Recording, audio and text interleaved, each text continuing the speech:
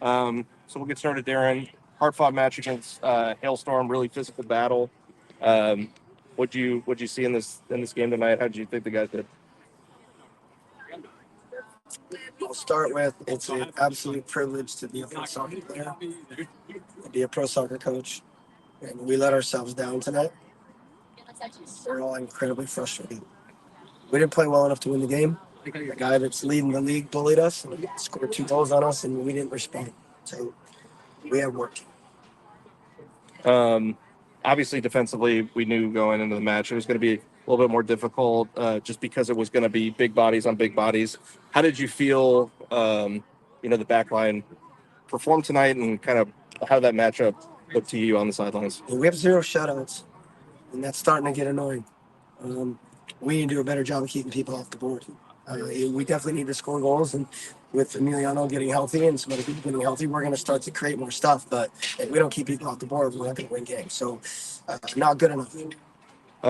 In the first half, Tony had a couple really bright moments again on the left wing, being able to take guys on, take the ball into the end line. What did you see from him tonight? Really like Tony. Tony was a rookie that we went after, and I thought he created some stuff. He got into the end line and all that. But it's not an excuse. But we're not fully healthy. And once those guys are fully healthy, we'll be more dynamic. But again, if you're getting 2 goals scored on you, it doesn't matter. And then, speaking of guys coming back from injury, Emmy and Ani both getting to play more significant minutes tonight, getting subbed in the 52nd minute. What'd you see from them as they both are working towards regaining that match fitness? Yeah, I mean, it's that simple. They're both very ready to start games, and probably will be time to do that. We got to get some more competition in spots because we cruised too much tonight. We can't keep doing home games like this. We got to start competing the way we do on the road. We got to figure it out. I can see the frustration within the team, and can you just speak to some of the playing it too safe defeat in the attacking third? The lack of dynamism that was going on kind of there. We used the word threatening, and we weren't threatening at all. First 30 minutes of the game, we never looked like we were going to get behind them. We train all week, we work on that, and ultimately it's on me. We got to be more threatening. We were great on the ball. I guarantee we won possession, but we got our ass kicked in the duels and the aerial duels, and they got in behind. Even though they dumped long balls, they were more effective than we are. And you had a young player, Griffin Garnett. He had a mistake tonight that led to a goal. When you saw him off, you had a moment where you were just talking to him. Can you just, if you were comfortable, can you just speak to what you were relaying to him and in those moments? Yeah, man, it's the 10,000-foot view that nobody talks about what we're trying to do in Richmond. Nobody knows what we're trying to do because nobody talks about it. We are trying to become a selling club, Elliot. We are trying to make sure that we develop the local players. And in order to do that, you got to play them against men. So a 17-year-old and Griffin Garnett, who's had a very good year. His dual rate, his possession on the ball rate for the year is as good as any center back in the league, if you can believe it. It's just unfortunate because other veteran center backs make mistakes, and you're like, oh, okay, it just happened, right? But you look at him and you say, oh, he's a 17-year-old.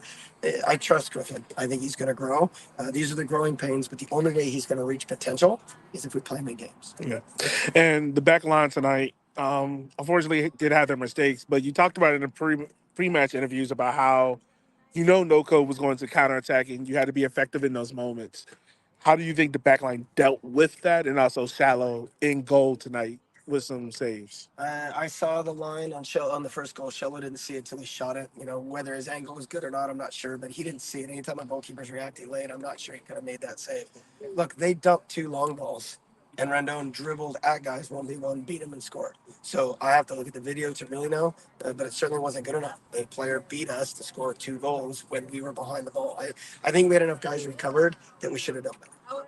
And lastly, just do you feel like some of the players were playing it too safe, looking to play it to feet versus trying to get in behind? Because we saw some of that miscommunication on balls trying to go in behind. Look, when I was this age, they're actually younger. There weren't as many opportunities. It is an absolute privilege to be a pro soccer player. You need to use your maximum potential every day, or somebody comes and takes your job, right? Coaches included. So, were we playing it too safe? I'm not sure. We'll have to look at the video, but we certainly weren't threatening it. Okay. Thank you so much, Coach. Also, thank you, Darren. So we'll get started now. Difficult game against NOCO, a team that was coming in on a little bit of momentum. how did the match play out from your eyes tonight? And what were maybe some positive? What are some takeaways to build upon in training next week? Yeah, honestly, like of course, besides the result that's not what we won, but I think the way that the team played this, the first half, we controlled most of the game. We knew that it couldn't be a transitional game because, of course, they're very fast, they're strong, they're good at counter attacking. The heat also had played a factor. I think we controlled the game until, of course, their goal came, and it was tough emotionally to take it in. I think the second half we responded, especially towards the end of the second half, much better. Um, some positives, of course, still the same mistakes that happen, and I have to correct. Um, Tonight, Tony got his first professional start out on the left wing. Had some really positive momentum out there too. Um, Playing 1-2s with you, playing 1-2s even with Dakota when he pushed forward, being able to take the ball all the way into the head line and cross it in. What did you kind of see from him? What did he bring to the game tonight? Yeah, no, I think Tony has been progressing since he came back from the injury. I think he's a player, I would say, towards the end of the year, even next year, he's going to be one of the top players in the league. And he just needs more games, more minutes, more experience, and he's getting that. But of course, he's someone that brings something completely different to the front three and something that we don't have right now. So, yeah, I'm very happy that he's on the field. I'm very happy to get that relationship going with him. And then tonight, around the 52nd minute, Coach Sawatzky made a quadruple change to kind of switch things up. Got to see Nathan Ani and Miliano Trizaghi both come in and kind of play the most significant minutes that they've had since they're coming back from their injuries. What did you see from them tonight as they kind of continue to work back that match fitness? Yeah, of course, the more minutes they can get and the theater they can get throughout these games, it's so important for us. They're both key pieces for our team, both defensively on, of course, and yeah, let me have to talk to you about him, but. We need him. We need them back, and I think now that we're getting all these players back from injury, we're more consistent. There's more competitions for spots, and hopefully that brings the level up for the whole team. And then the kickers really owned possession in the second half. There was a lot of opportunities to just continue to put pressure on NOCO. What did you feel like the attack was doing well, and maybe just like one or two things that needed to be just tweaked or ratcheted up that could have changed the result? Yeah, I think the positive part is that we are playing more in the opponent's half. Things to improve, I would say, is that we're still not creating clear advantages to get players, tens, to wingers, in individual advantages in isolation, so we can create clear chances, which I think we haven't. And that's on me, for example, as a 10 to do a better job, but that's on everyone to have a clear intention of attracting one way to go other way, to understand when to progress, when not to progress. And technically, also, of course, the last pass, the last action has to be much better. And then lastly, I think this is the first time I've gotten to talk to you since you made your 100th cap a couple games ago. Tonight, you were presented with a jersey by the River City Red Army. You got to have that moment with your mom, who's traveled into the country. What did that moment mean to you, having been here now for 4 seasons, and to reach that milestone that's so hard for a lot of players to reach? Yeah, I mean, it's an absolute privilege. I feel like Richmond has given me, an opportunity to develop as a player and to develop as a person outside of soccer. It feels almost like home at this point, and of course, having my mom here and my husband has been amazing to share that experience with them. But it's just about like what the club brings to the players that play for this club and the community around it, and even now that we have like a year and a half, it's been tough, of course, and we understand. Like we still get the support from the fans, from the Red Army. They still have the moment there to give me the jersey and the little plaque, and I think it's been amazing to be part of this community, this club, and this team. We've heard some of the frustration from players and coaching staff of the lack of attack or threat in behind. Do you feel like at times some players might have been playing it too safe to feet, trying to make opportunities happen versus just taking a risk and making something happen? Yeah, I think there's a balance there, no? Of course, I think it goes back to the last question of when you have very clear understanding of what you're looking for and the advantage that you're trying to create, then it's easier to take those risks. When that doesn't happen and when you still need to improve on that, then you're second guessing yourself on the last pass and the last run. And there's clearly a lot of room for improvement on being on the same page, both from the guys that give the last pass to the guys that make that last run. Yeah. You saw Tony get his first start tonight, and there were a couple of moments where you could see like he was getting frustrated because the ball wasn't coming directly to him. And you had a moment where you talked to him and early in the first half, kind of was directing him to kind of calm down. Um, what was that conversation you had with Tony in the first half about just having him calm down and just make sure he stayed with him? Yeah, again, he needs to get experience minutes and get comfortable and confident in his position. I think he's eager, to make an impact, and at times he has to understand that, for example, that conversation was like staying more wide, so then I can play him the ball and he can be the dangerous player that he is and go 1v1. But of course, it's going to come with time. I think he's been an amazing player to have on the field and a different threat, as you were saying. And for you, you've been here since 2021, I believe. Yeah. Yeah, 2021. So now, now you got 100 caps here. For your experience here and knowing how special it is to have 100 caps here at this club and the other players that have reached 100 caps, how special is it for you to have that milestone? I mean, it's amazing. I reflect on my journey coming to the US. It's been 10 years now in the US. I came when I was 17, left very early and very young. And my progression, of course, Tormenta gave me the opportunity to first play professional. But I think this is the place where I really found myself as a player again, found my qualities, allowed me to grow, to have such an important role in the team and the community. And I think both on the soccer side of things, of course, I've grown a lot. 2022 was an amazing year where we won the championship after so long. And the most important thing for me is the support that I have from the Red Army, from the supporters, even when the results aren't coming. And I think it's the hardest thing to me.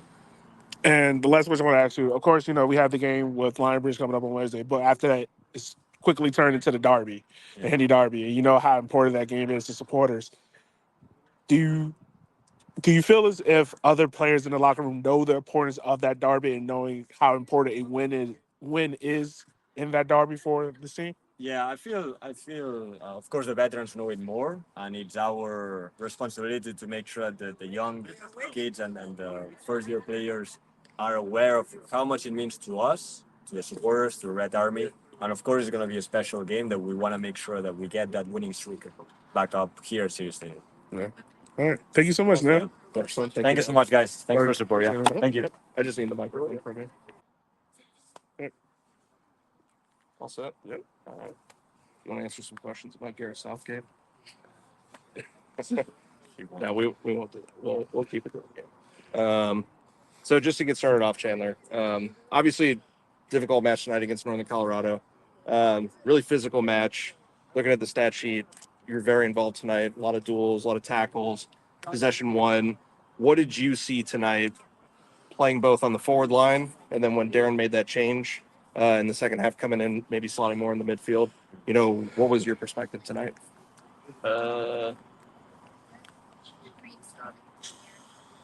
Without going into too much detail, I think that we need to strengthen our spine.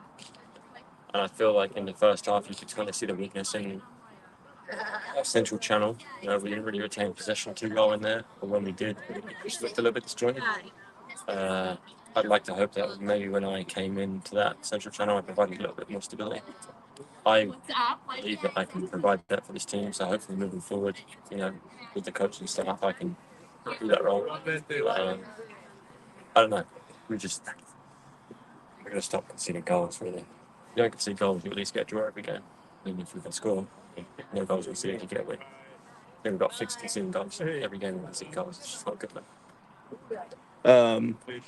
So to that point, knowing kind of what Northern Colorado presented, outside of the 2 chances that they had that they really scored, how did you feel like the team stepped up in those moments to kind of negate them, because they went huge swaths of the game without having any shots? And was it just like 1 or 2 things that needs to be tightened up from your eyes? I mean, when you look at like the league as a whole and kind of the way that US soccer kind of works, is like athletes prevail, And if you look at the guys that really hurt us today, it was like very good athletes, And I think maybe we don't have that aspect in our game as a team.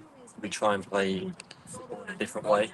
And some of these teams, they don't really bother with that. They just have great athletes, and that hurts us. When you have these significant players that can just get in behind, finish. Sometimes it's just tough.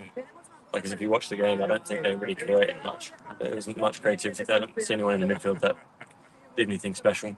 Their wingers, they have 2 6'4" attackers that tore us apart on 2 occasions, and there you go. That's what she wrote. And then, being on the forward line in the first half, Tony Pineda got his first start tonight. What did you see from him as you guys were trying to link up and create those chances? Obviously had a pretty active night, getting to the end line, trying to cut in, create some space for you guys. What did you see from him, and how do you guys feel like that connection can continue to evolve? I'm pretty sure Neil probably said the same, but Tony's just coming back from injury. I've seen Tony grow in the past 3 weeks more than I probably saw him when he was pre-injury. I think he's starting to find some confidence. He's the sort of player that we need. We need a guy who's going to put his head down and get past people. Kind of like that athlete I was just talking about. Someone who you give him the ball and it's like, okay, now we've got some excitement. He provides us that, Now, if we can just strengthen the connections around him and he can get his fitness up where he can play 90, then I think things are going to start getting a bit better for us. Oh, okay. I just want to make sure. All right, Chandler. Tonight you were part of that forward line, so I'm going to ask you a question. I'm not trying to be rude, but there was a lack of penetration or getting in behind. Do you feel like that played into NOCO's hand with that sit deep and counterattack system that they like to play with? I mean, if you watch me, I'm not the paciest player, so I'm never really going to be a threat in behind. I felt like I was trying to drop in a little bit and try and get on the ball because, naturally a midfielder. So when we weren't retaining the ball too well, I kind of wanted to drop into the pocket and get the ball and try and link up the play a little bit more. In terms of getting in behind, I think we could have done a better job. I think sometimes we're afraid to play diagonal ball. The diagonal ball is the hardest ball to defend. I think, and you've got pacey guys like Adrian and Tony. Run a centre back and their line is static, playing it behind. That then forces them back, and then that gives the guys like time on the ball. It was magic. I just think for some reason we don't do it. And as you mentioned earlier, you seem very eager to play in that midfield and help us retain possession and progress the ball forward. In that midfield spot, you played it more so in the second half. How do you feel like you did rating your own performance and spilling out the ball to players in more dangerous positions? I think I bring something different to this midfield that nobody other player does. I think that I provide an aerial ability that nobody else does. So you can see that a few times in the second half when I'm winning headers. I was not putting it all down. It's just I'm a 6'2.5" player who knows how to head a ball. I think I have a long range passing, which I think I've displayed a little bit. I think I'm quite physical. I'm not very pacey, so I would say I played decent. Obviously, could be better. I lost the ball I think one time, which I could have done better, but we retained the ball to the possession afterwards, so I was pretty happy with it. It's one of them ones where you've left the game. I feel like I had a decent outing, but I'm leaving the game thinking, here we are again. We're at home, and it just doesn't feel like we've got the home advantage. Yeah. We've lost again. It's just not good. Yeah, and like you mentioned about like the line not being up to the standards or the losses home. Well, and not this Wednesday coming up, but the following Wednesday is the Derby, the Heady Derby. How are you and other veteran players preparing those younger players or guys that haven't played in the Derby for that experience when Madison makes their trip here? That's going to be a tough game, to be honest. I think they're probably the toughest team in the league right now. They're undefeated. So it's one of the ones where I think everyone's got to look at each other and be like, look, we've got a tough game in our hands tonight. This is a derby. Even if you take away the derby, they're unbeaten right now. We've just lost at home. We haven't won at home since way back. It's going to be a tough challenge. I think we've got to rise up to that challenge. Thank you so much, Shannon. I appreciate it, man. What's up? Yeah.